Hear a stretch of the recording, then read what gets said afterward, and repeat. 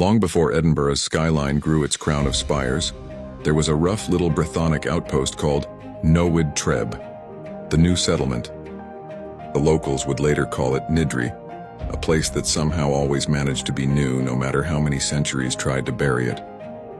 By 1390, King Robert III handed the land to Gilbert de Wauchope, a Norman with ambition, armor, and probably a mustache sharp enough to slice bread. From this grant rose Niddrie Marischal, a feudal powerhouse where Wauchopes plotted marriages, backed rebellions, and occasionally stabbed the wrong people in the wrong churches. The Battle of Niddrie Edge in 1594 even saw the rebel Earl of Bothwell ambush the king's own cavalry.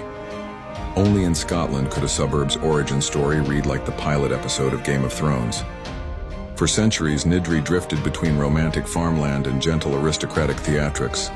Harvest fields, shepherds, triumphal arches for Queen Victoria, and tenant farmers who dressed like lairds if you squinted after a few whiskeys.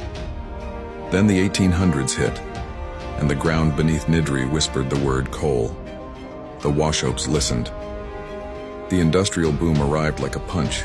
15 collieries, 2,000 miners, rows of damp houses that smelled of sweat and hope, and sandstone quarries humming with grit. It was a world where the gentry danced at races while miners fought for an 8-hour day. But that stark divide forged the community's unbreakable backbone. By the 1920s, the mines were fading and Edinburgh was desperate to clear its old town slums.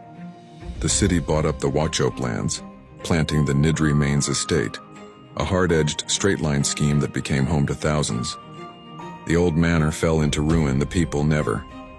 The late 20th century brought all the storms: deindustrialization, poverty, gangs, fires, and the infamous joyriders who treated police like optional background characters.